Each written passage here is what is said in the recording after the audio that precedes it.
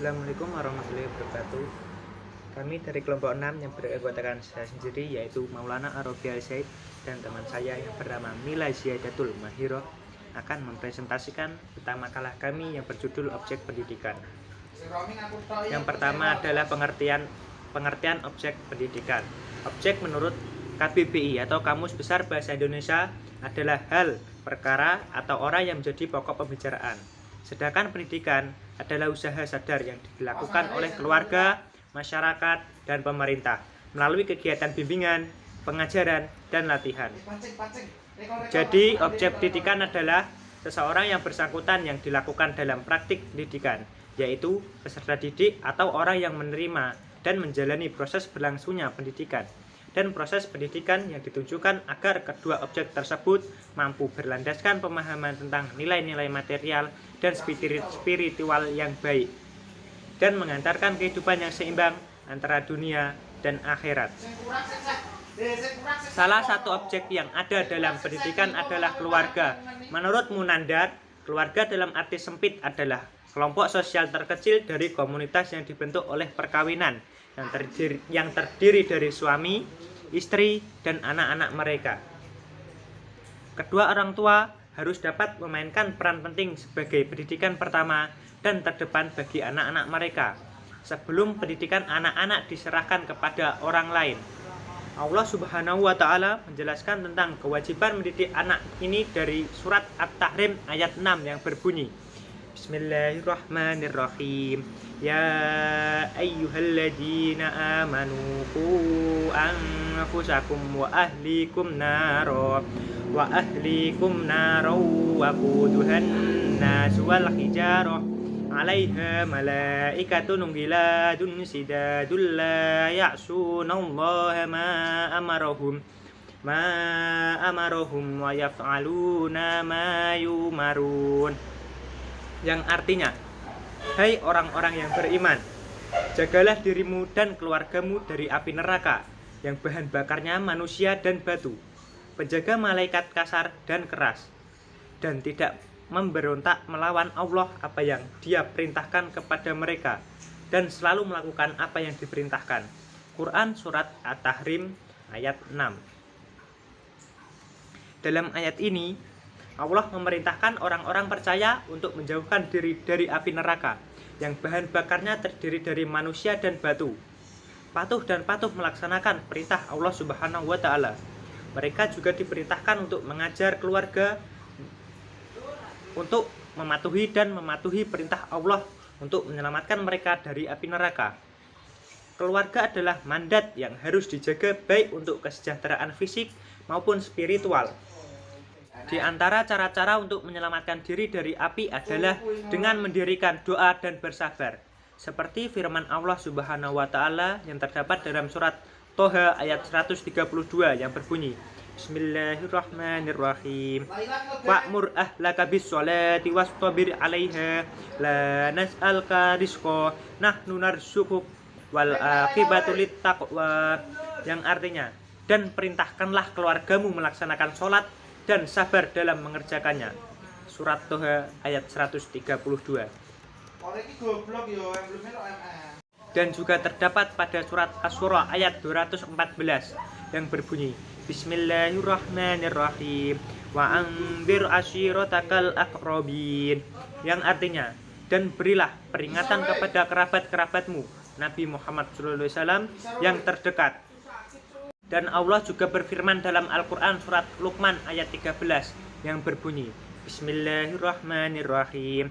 Wa id qala Luqmanu libnihi wa huwa ya'iduhu ya bunayya la tusyrik billah innas syirka ladulmun 'adzim. Yang artinya, dan ingatlah ketika Luqman berkata kepada anaknya di waktu ia memberi pelajaran kepadanya, hai anakku, janganlah kamu mempersekutukan Allah. Sesungguhnya mempersekutukan Allah adalah benar-benar kezaliman yang besar. Di dalam ayat tersebut sudah jelas bahwasanya orang tua sangat berperan penting dalam memberikan pendidikan kepada seorang anak. Pendidikan yang pertama dan paling utama adalah tentang tauhid dan akhlak. Jika keduanya sudah baik, maka masa depannya akan baik juga. Oleh karena itu, Orang tua yang sangat berperan dan ikut bertanggung jawab terhadap setiap individu anak agar mereka dapat bertumbuh dan berkembang seusia dengan usianya untuk menjadi manusia yang berguna bagi dirinya, keluarganya, masyarakat, bangsa, serta negara dan agamanya sesuai dengan tujuan dan kehendak Tuhan. Karena keluarga adalah pendidikan yang pertama dan utama di dalam masyarakat. Karena di dalam keluarga manusia dilahirkan, berkembang biak, budi pekerti, serta kepribadian tiap-tiap manusia sebelum ia bergaul dengan lingkungan luar sekitarnya. Dalam Islam, orang tualah yang memiliki peran serta tanggung jawab yang sangat besar dalam pembentukan karakter, pertumbuhan fisik, dan perkembangan psikis anaknya. Bahkan lebih dari itu, tugas orang tualah, terutama ayah, yang harus menjaga diri, anak, serta keluarganya dari ancaman siksa api neraka.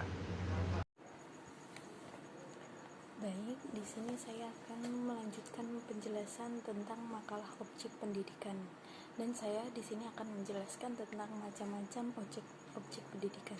Objek pendidikan yaitu orang yang menjadi pokok sasaran pendidikan adalah proses pencerdasan secara utuh dalam rangka mencapai keseimbangan materi dan religius spiritual. Secara umum, yang menjadi objek atau sasaran ilmu pendidikan adalah seluruh yang menjadi sasaran dalam aktivitas pendidikan atau praktek pendidikan yang meliputi kegiatan mendidik, mengajar, melatih peserta didik agar berkembang potensinya, serta menjadikan manusia dewasa yang bertanggung jawab. Objek ilmu pendidikan dapat dibedakan menjadi dua bagian, yaitu objek material dan objek formal. Tujuan antara objek ilmu pengetahuan dengan pendidikan adalah sama, yaitu usaha dalam rangka memberi wawasan keilmuan sebagai ranah.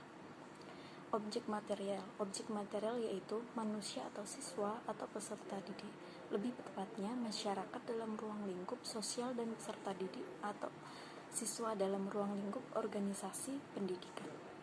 Sedangkan istilah objek material sering juga disebut pokok personal, objek subject matter. Pokok persoalan ini dibedakan menjadi dua arti, yaitu dimaksud sebagai bidang khusus dan penyelidikan faktual. Yang kedua dinamakan sebagai suatu kumpulan pertanyaan pokok yang saling berhubungan. Dan yang kedua, objek formal. Objek formal yaitu usaha atau proses atau cara manusia untuk menjadikan insan yang kamil seperti beribadah, belajar, beramal baik dan lainnya. Atau bidang yang menjadikan keseluruhan ruang lingkup gerak riset pendidikan seperti upaya untuk membimbing dan melatih siswa menuju perbaikan dan berkaitan dengan persoalan pendidikan. Objek formal itu berarti sudut tinjauan dari penelitian atau pembicaraan yang dilakukan oleh seseorang terhadap suatu ilmu pengetahuan, atau bisa dikatakan sudut pandang dari mana objek material itu terespon. Jika sudut pandang itu logis, konsisten dan efisien, maka terhasillah sistem filsafat yang lebih kepada pembahasan secara mendalam. Objek formal suatu ilmu tidak hanya memberikan keutuhan ilmu, akan tetapi pada saat yang sama membedakan dari bidang-bidang lain. Suatu objek material dapat ditinjau dari berbagai sudut pandang sehingga menghasilkan ilmu yang berbeda-beda. Oleh karena itu akan tergambar lingkup suatu pengetahuan mengenai sesuatu hal menurut segi tertentu. Dengan kata lain, tujuan pengetahuan sudah ditentukan.